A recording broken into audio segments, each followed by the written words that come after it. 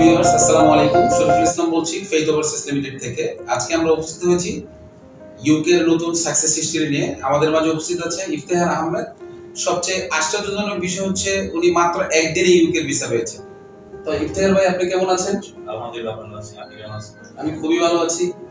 তো আমি আপনার অনুভূতি জানতে চাচ্ছিলাম, আপনি যে একদিনে মাত্র ভিসা পেলেন, আপনার অনুভূতি কেমন লাগছে?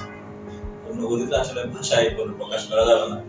আমি নিজেই অবাক হয়ে গেছি যে আমি মাত্র একদিনেই অ্যাপ্লিকেশন করার পরে আমি সাথে সাথে ভিসাটা পেয়ে গেলাম। অলরেডি তো আপনি ইউকে ভিসা পেয়েছেন। ইউকে তে আপনি কোন ইউনিভার্সিটিতে ভর্তি হয়েছেন এবং কোন স্কলারশিপ সুযোগ ছিল কিনা? আসসালামু আলাইকুম, আমি ইফতেখার আহমেদ। আমি ইউকে তে ইউনিভার্সিটি অফ পোর্টসমাউথে এলএলএম লতে চান্স পেয়েছি, সাথে অ্যাডিশনাল এন্ট্রান্স স্কলারশিপ সহ। আপনি হচ্ছে ফেইথের সাথে কিভাবে কানেক্ট হলেন এবং ফেইথের সাথে আপনার জার্নিটা কিরকম ছিল? আমি চিটাগং থেকে এসেছি।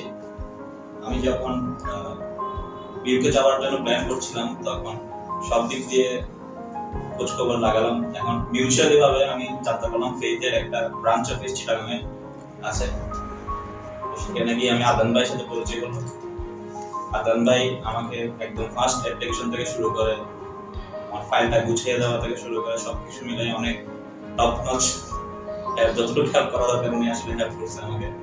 আবার এখানে ঢাকা ব্রাঞ্চ থেকে নুসরাত আপু অ্যাপ্লিকেশনের সময় অনেক হেল্প করছে। তো ফেইথের কাছে আমি আসলে থ্যাঙ্কফুল। এই যে আপনি ফেইথের সাথে কাজটা কন্টিনিউ করলেন, এই কাজ করতে গিয়ে আপনার কি কোনো ধরনের সমস্যার সম্মুখীন হতে হয়েছে? না, ফার্স্ট টু লাস্ট ফেইথ আমাকে আসলেই অনেক ভালোভাবে কোম্পানি করছে, অনেক ভালোভাবে গাইড করছে। এই জায়গাটা আমি আসলে অনেক ব্ল্যাঙ্ক ছিলাম, কিভাবে প্রসেস করতে হয়, কিভাবে ডকুমেন্টগুলো সাবমিট করতে হয়, সেই জায়গায় ফেইথ আসলে অনেক হেল্প করছে। পৃথিবীতে অনেক দেশ পড়ালেখার জন্য অনেক ভালো অবস্থানে আছে।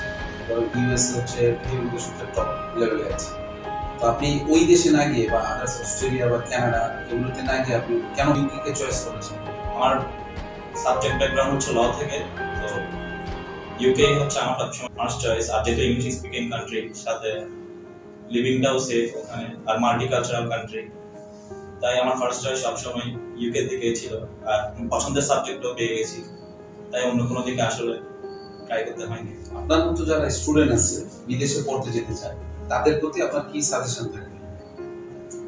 যারা আসলে নতুন অ্যাপ্লিকেশন করতে চায় অথবা বাইরে যেতে চায়, তারা এই জিনিস সম্বন্ধে নলেজ নাও থাকতে পারে। যেমন আমি ছিলাম, তো একটা অ্যাডমিশন ফি মিলিয়ে নেওয়া, তারপর লিভিং কস্টটা মিলিয়ে নেওয়া, সবকিছু মিলিয়ে একটা ট্রাস্টওয়ার্দি কনসালটেন্ট ফার্ম আসলে দরকার।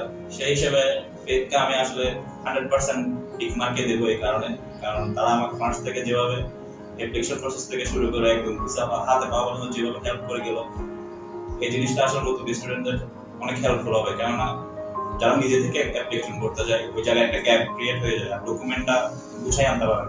তো এই সময় ভিসার জন্য দাঁড়াতে গেলে দেখা যায় একটা না একটা কোনো শর্ট গ্যাপ থেকে যায়। এটাই হচ্ছে আসলে নতুন যারা অ্যাপ্লিকেশন করবে আর দেশের বাইরে যাওয়ার চেষ্টা করবে, তাদের প্রতি আমার পরামর্শ যে ফেইথের মতো এবং ফেইথের কাছেই ট্রাস্টওয়ার্দি কনসালটেন্ট ফার্মে যোগাযোগ করে নিজের অ্যাপ্লিকেশন প্রসেসটা শুরু করার জন্য। আপনি তো অলরেডি সাকসেস সবকিছু আপনি পেয়ে গেছেন, তো আপনার সর্বশেষ অনুভূতি জানতে চাচ্ছি। আলহামদুলিল্লাহ, আমি আমার ইউকে ভিসা পেয়েছি। আসলে এটা ভাষায় প্রকাশ করা যাবে না। আমার অনার্সের শেষের দিকে যখন আমার ইচ্ছা ছিল যে আমি হায়ার স্টাডি করবো, দেশের বাইরে গিয়ে করবো, তো তখন থেকে আমার টার্গেট ছিল আমি ইউকে তে অ্যাডমিশন নিব। তো আমি শেষমেশ আল্লাহর রহমতে ইউকে ভিসাটা খুব কম সময়ে পেলাম।